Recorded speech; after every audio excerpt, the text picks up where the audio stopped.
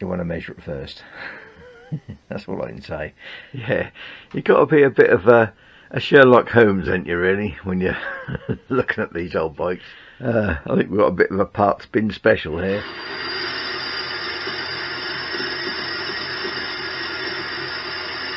Contradictory, as always. One said, no, they're always chromed on the side.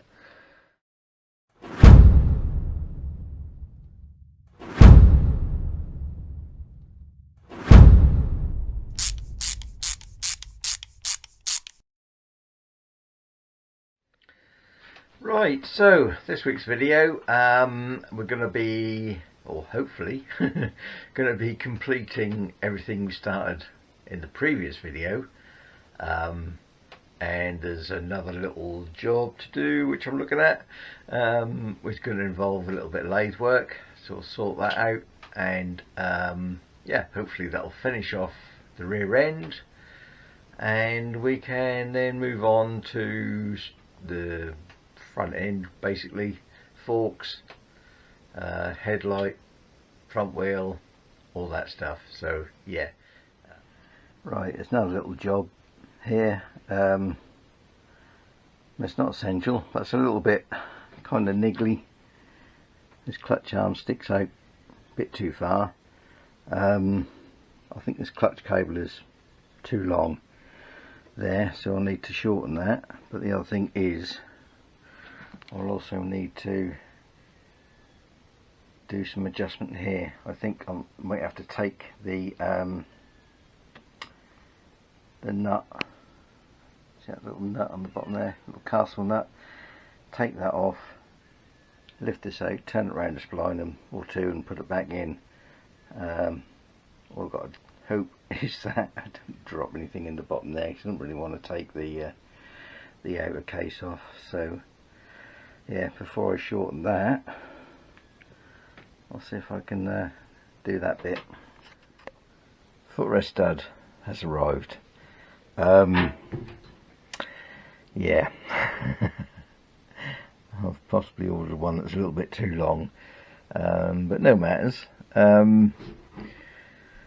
Yeah, the part number for the 54 to 57, which mine's a 57, so part number 42-4808, according to Dragonfly, should be 14 inches long, which indeed this is.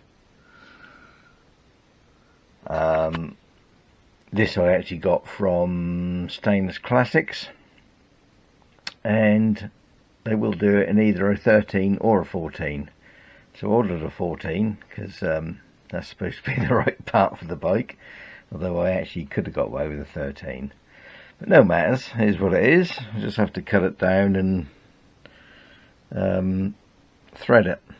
I'm just going to fit it first just to make sure, but yeah, I've measured the gap in the centre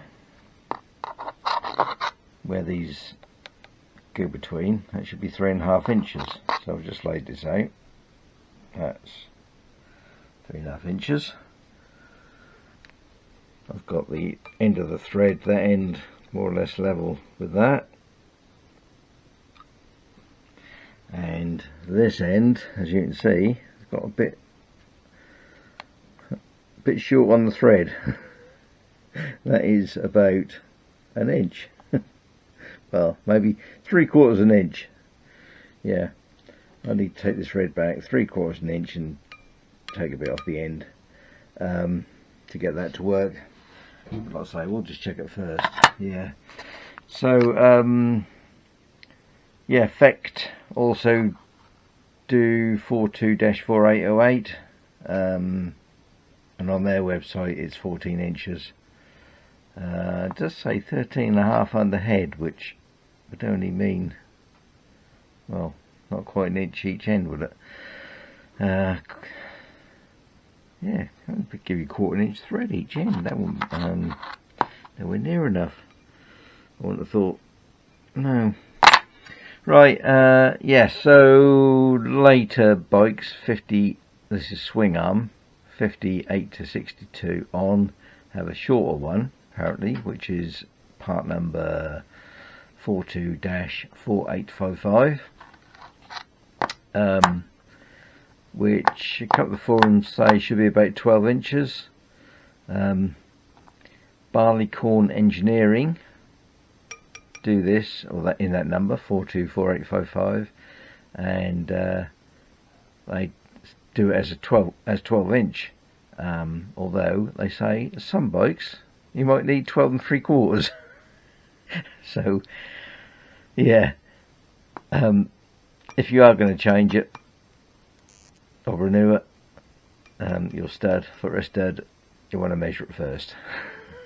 That's all I can say. Yeah, because there do seem to be various combinations of different setups, and also the ears.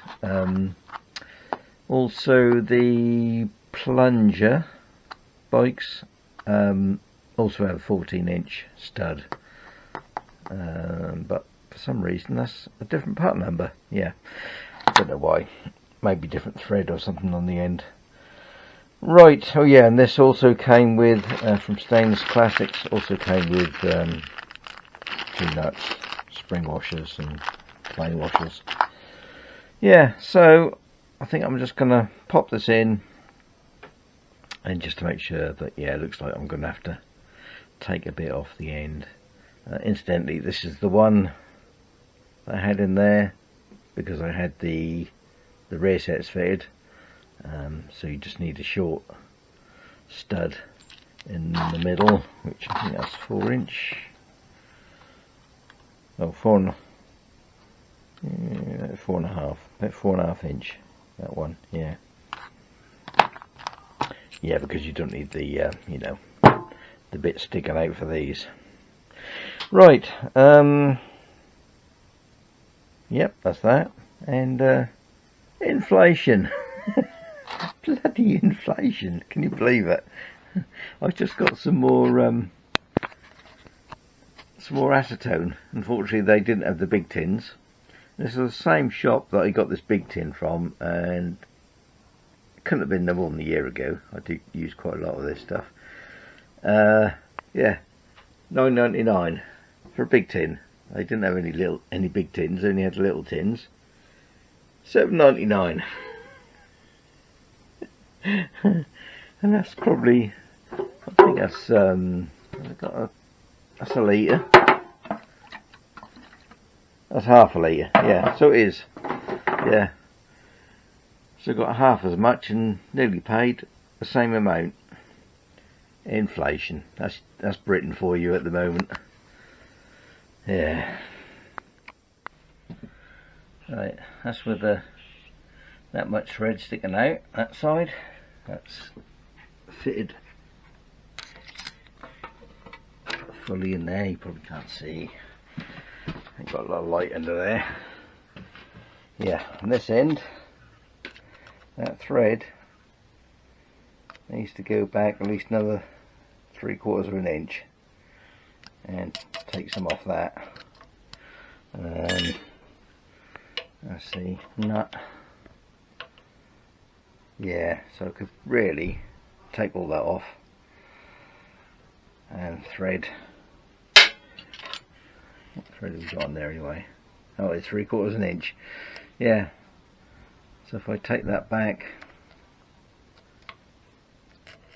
to there and then thread at least 3/4 of an inch, I'll probably do an inch just to make sure we've got some clamp and force there. Yeah. Right. Now we know where we are. Right, got some freshly painted parts here. Yeah, you've got to be a bit of a Sherlock Holmes, ain't you, really, when you're looking at these old bikes. Honestly, I think I worked out why that's not the correct length on that stud. I think we've basically got a mixture of parts here. This one, I mean, it may not come out on camera, but you can actually see the part number cast in. This one was quite corroded, so yeah, I've got some partial numbers off that. But basically, neither of these are right. They're both off different bikes. Yeah, crazy. I think we've got a bit of a part spin special here.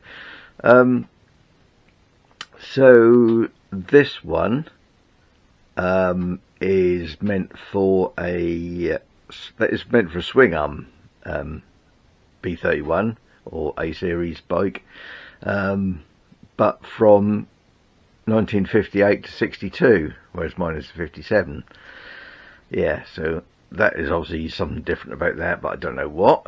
And this one is off a plunger, or fits both the plunger and the rigid.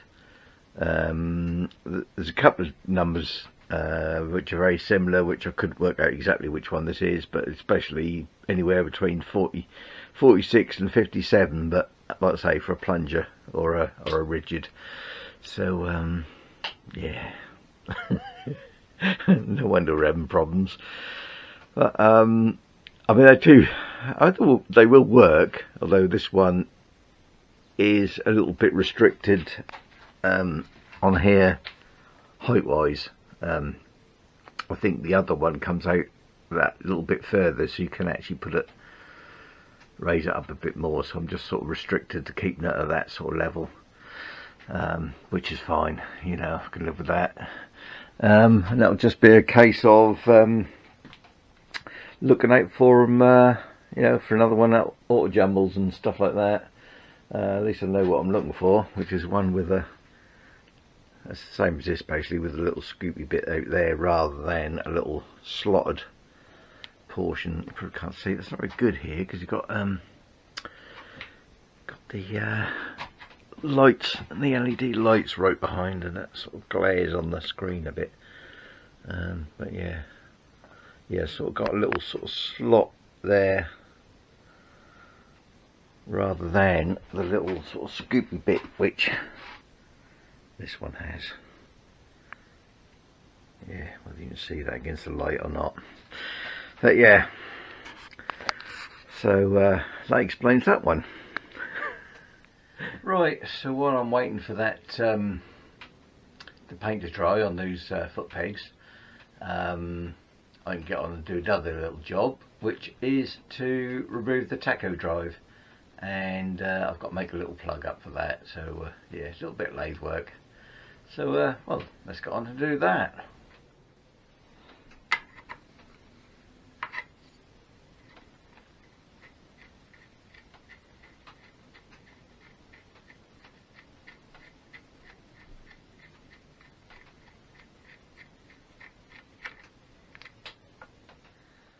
Right, so this is on these, it's a reverse drive, 1-to-1.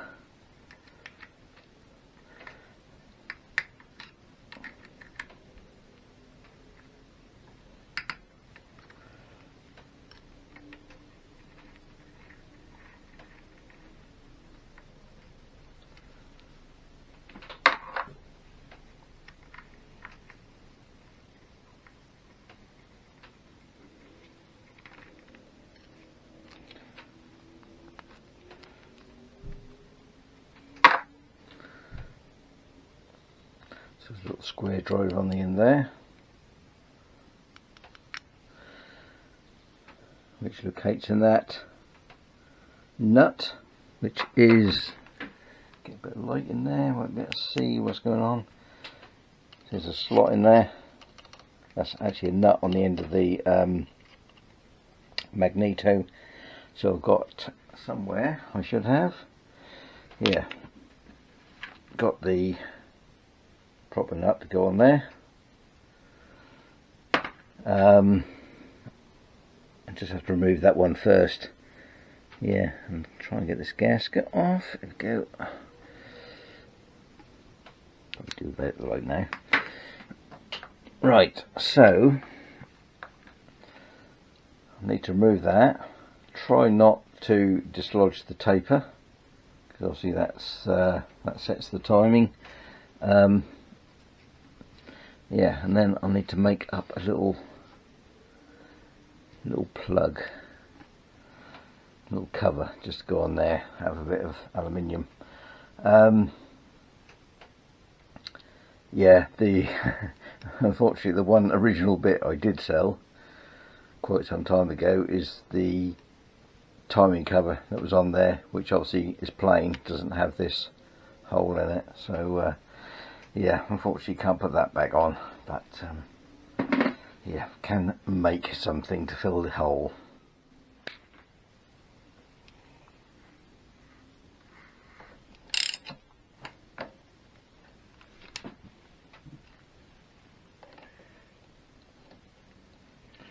Luckily that weren't too tight.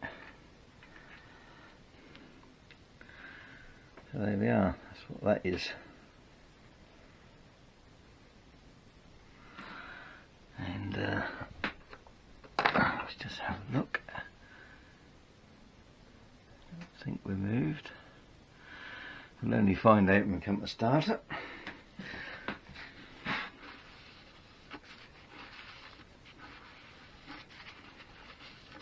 Yeah, I've just got it in gear. I've just touched the wheel down just to lock that. Right, now I'm going to try and get this in there without dropping the nut down there.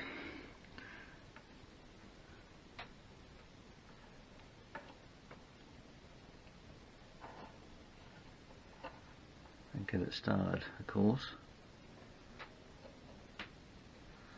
Seems like we have.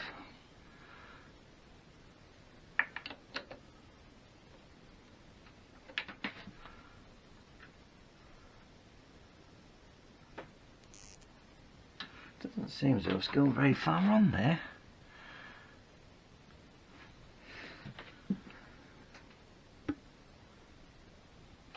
I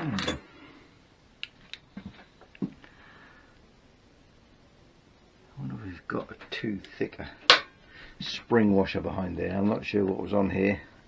I can't remember what I did when I fit the other one, but there weren't very many threads holding that on.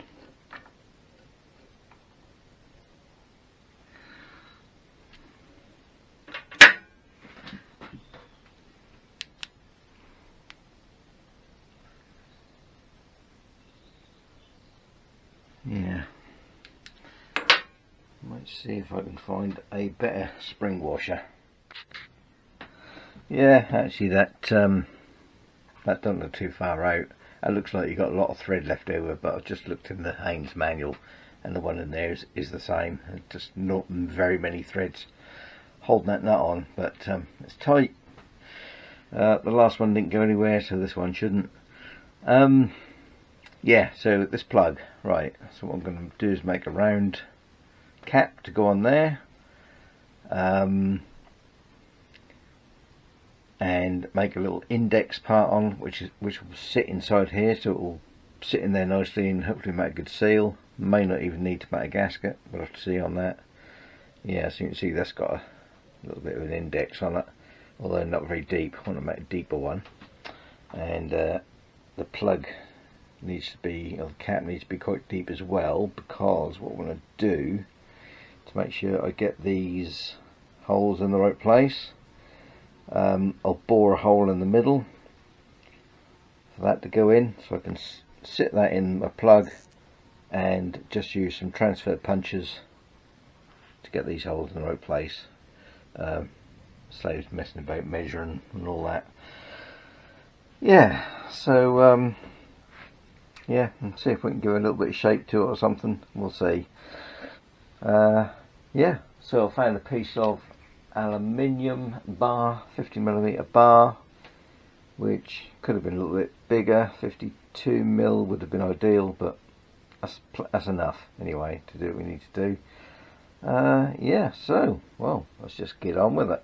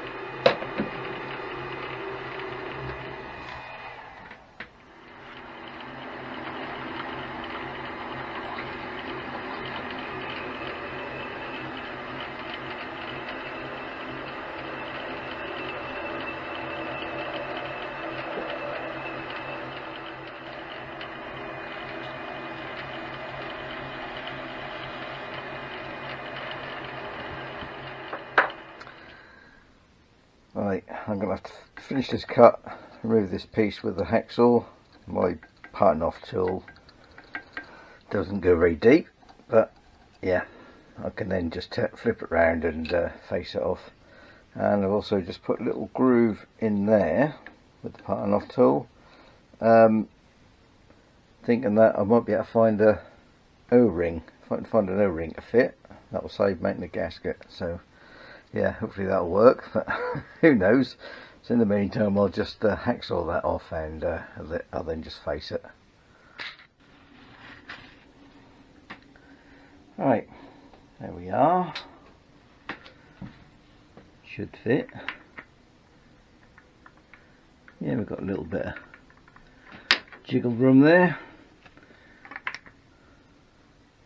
I think that'll be okay. Right, next thing is just to get these, get the holes in. Oh, looks like my idea transfer punch is not going to work. These holes aren't straight. I put the punch through there. It doesn't look too bad that way, but that way, that's out. That way, that's out as well. That's all over the place, so I'm going to have to think of something else. I suppose I could take this plate off and then try and line that up. And ideally, you'd want this off, put it on there and punch through with your transfer puncher from the other side, but yeah, don't really want to take that off. Right, I'll think of something. If not, it's back to measurements. Okay, just got that set up in the mill. I've got this centered. I know what distance I need to go. It's 19.65mm to each hole. So yeah, I can just do that on the DRO. I just zeroed everything on there. So yeah, I can drill my holes. Then I'll just have to flip it over to do the counter bores for the heads. Well, that's basically it. Yeah, didn't have a end mill in the end, so I just drilled these to counter bore slightly, so therefore yeah, couldn't go quite as deep, or daren't go quite as deep as I'd like to have done to get them flush. But yeah, I could always take it off a later date and do that. Yeah, so I've just got to see if I can find a O-ring. If not, a bit of weld seal will probably do it. Actually, I didn't even think I'd need to make a gasket. So you see, if it starts leaking, I'll make a gasket. If not, we won't bother. Yeah, it looks okay. Doesn't look out of place. Don't think I'll bother polishing it. Might show up too much if it's a bit too shiny. Yeah. Right, so that's that little bit done.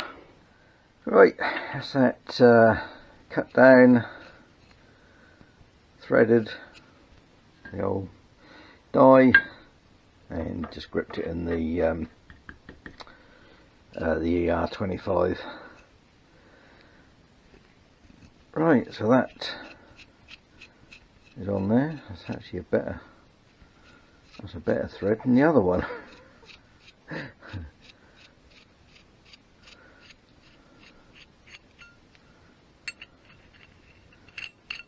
Yeah, that one's a bit on the rattly side. Never mind. At least one end is likely to stay done up if the other end moves. So yeah, one good thing. Yeah, that's no movement at all. Right, okay, let's get that on. Right, got those fitted. Yeah, got a little bit of thread sticking out there.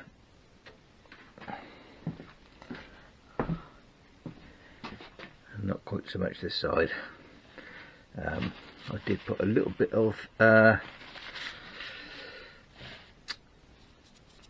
copper grease on those threads. The stainless stud and stainless nuts. Yeah, a little bit of copper grease to stop some galling. Right, so they're all on, and you can see here why this can't go any higher. In fact, if anything, that might have to go down a bit, because it is sort of just touching on the gearbox there. Yeah, so we might just have to drop that down, or take a little bit out of the peg. Yeah, and this is the one which is totally wrong. Oh yeah, look a bit odd. I've got to swap this round. Yeah, that was there from when I had the rear pegs in there. Right, that's that little bit done. Oh, just got the tank down from up there, wherever it was.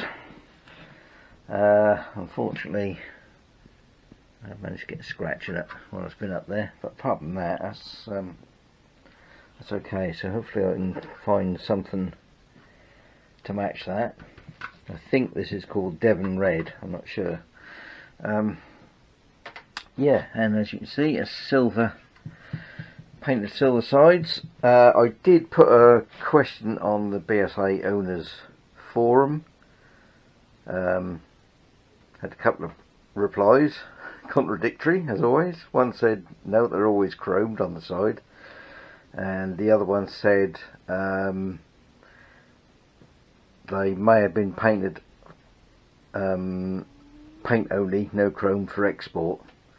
And also the British Auxiliary Fire Service had painted only ones, but they would have been green.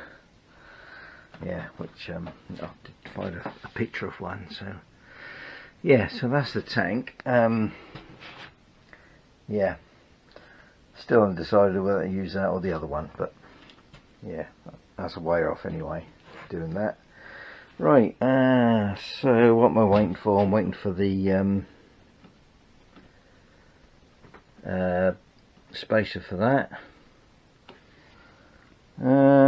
New clutch cable I've ordered in the end, shorter one,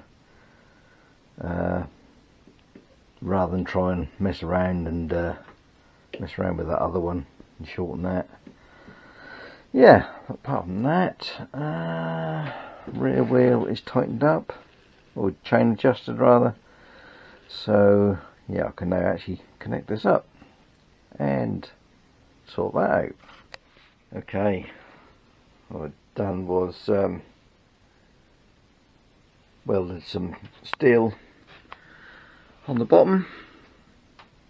I do a little bit of a more different profile on this side to try and get it to, because it's this side, a little bit more on this side, because this was the one that was low, it's a little bit bent.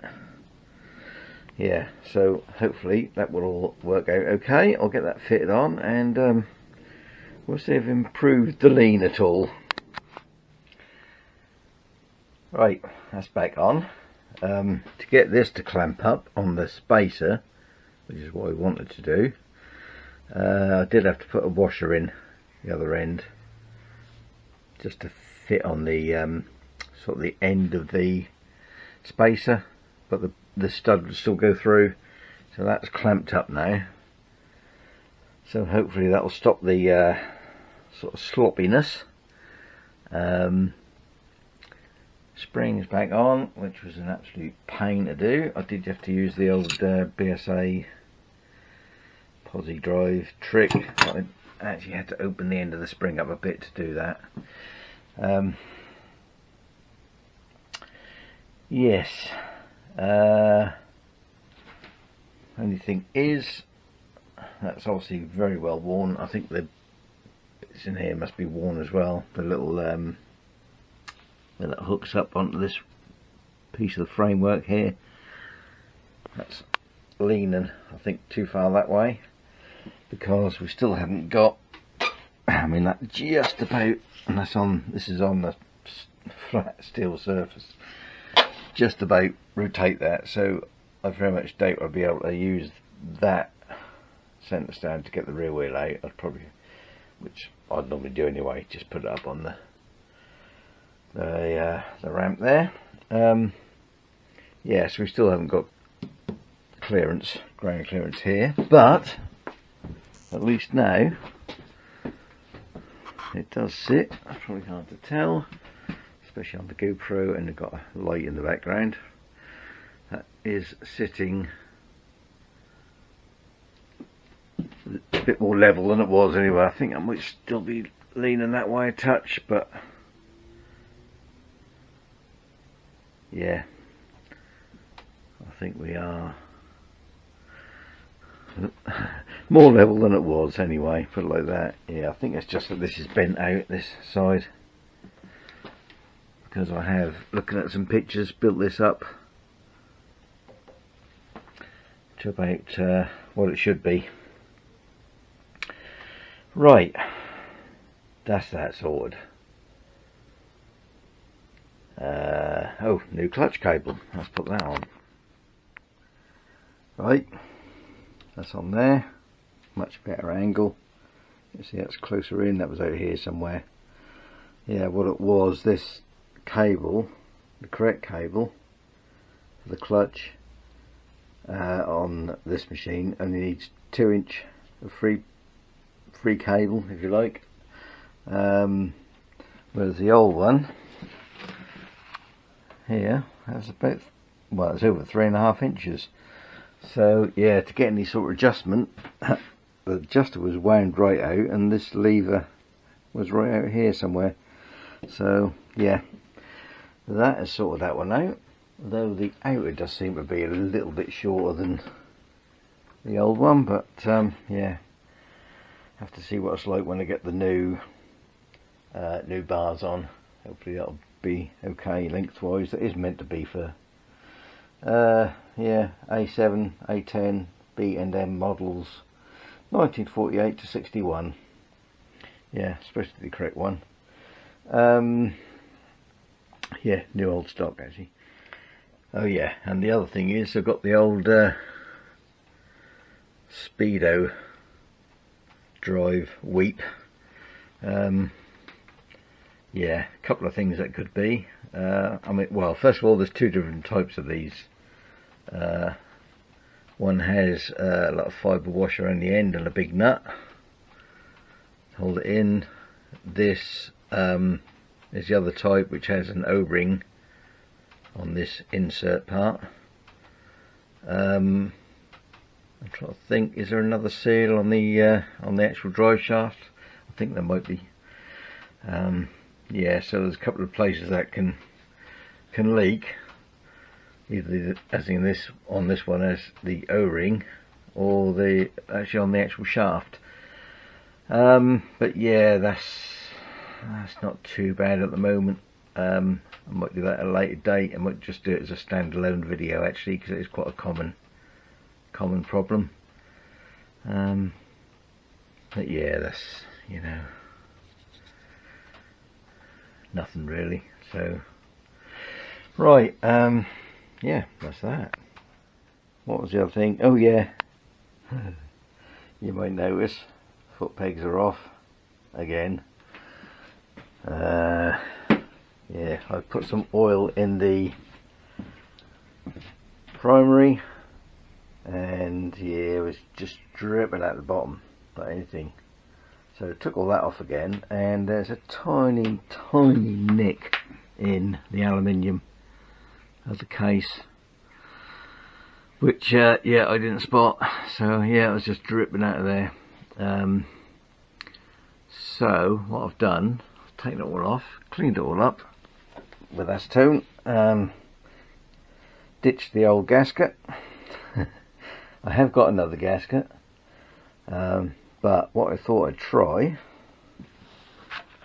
which I haven't used before, some of this stuff, so I thought I'd give that a little go, because obviously that will fill any big gaps. If that was perfectly flat, that'd have been okay, but yeah, this will supposedly fill any discrepancies yeah, in the surface. So I've put it on, done the preliminary tighten down. I think I should do it hand tight first, and then after an hour tighten it fully.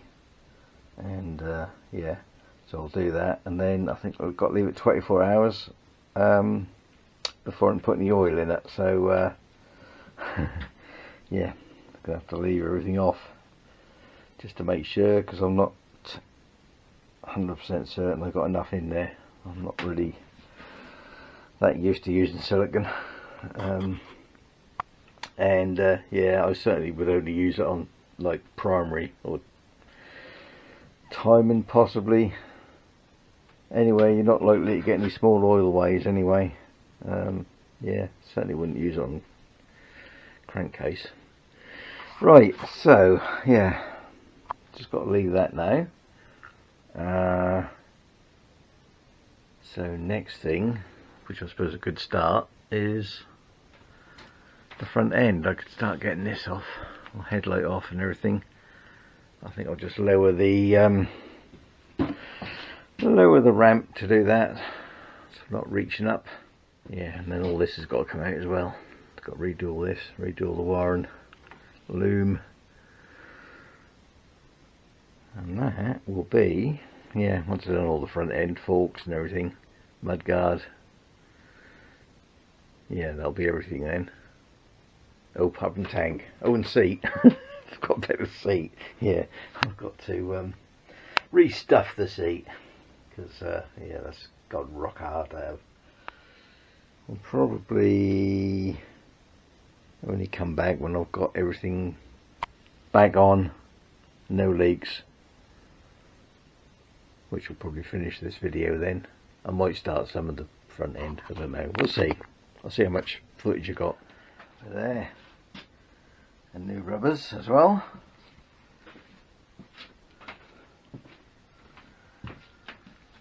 And that side, I think that side is a little bit bent, a little bit up, I think, maybe a bit high there, yeah, but apart from that, they're all there. And so far I think we're dry. Yeah, so hopefully that silicone has done the, or Permatex, whatever it is, done the job. Yeah, I don't think I'm gonna risk sort of trimming it back or anything, just in case it disturbs something. Pull it out between the, where that little nick was. Yeah, that seems to have done the job. So yeah, I think I might try that again in the future, rather than messing around with gaskets. Forget about gasket, just put that on for primary anyway. Well, that video was all over the place, wasn't it? Yeah, I think I started too many different little projects in the previous one. Yeah, and like, that's the same old thing, waiting for bits, and the bits you order for first always turn up last, don't they? And there we are. Yeah, got there in the end anyway. Yeah, so sorry, it's a little bit fragmented, but yeah, hopefully next one will be follow on a bit better than that one. We shall see.